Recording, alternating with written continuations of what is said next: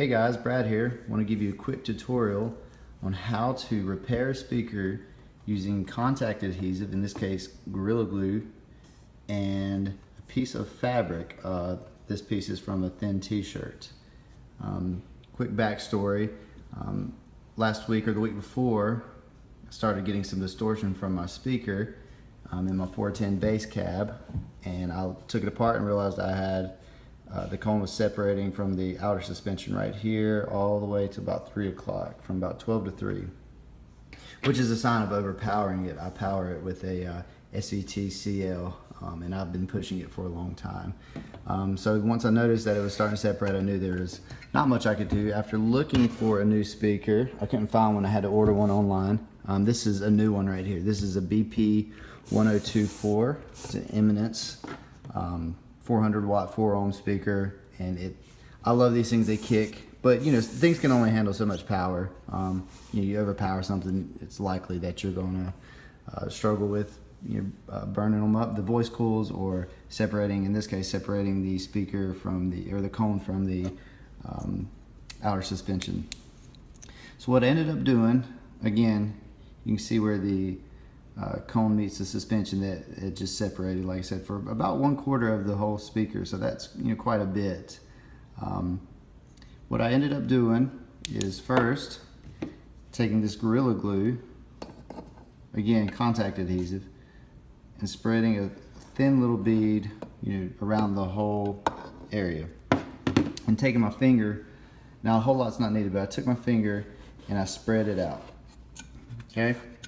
Next, I took my fabric and I put it on either side of the cone and the suspension. So what ended up happening is about half of the fabric was on the cone and half was on the suspension here. And so, pardon that.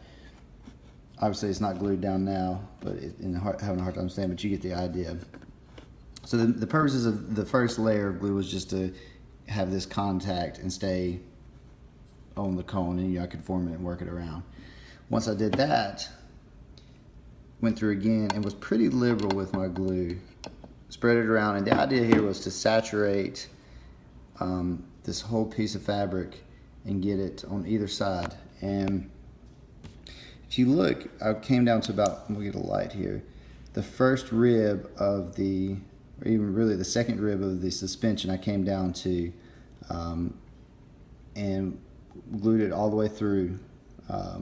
Again, not super liberal, but I was not scarce with it at all. So went all the way through, blah blah blah, through here, and spread it out. After that, I used both hands, but you could probably use one. I went and I just closed up the gap. There was a gap here between, again, the cone and suspension. And I closed it up, pressed it. And there were some cases where, maybe I had to hold it for just a little bit because it wasn't wanting to stick. So, smoothed it around and had to work with it. It wasn't a very hard job at all, though. Played it last weekend and it sounded great. Granted, it didn't sound 100% perfect. However, in a pinch, it was a wonderful, wonderful job. I didn't detect any distortion, maybe some flubbiness from it.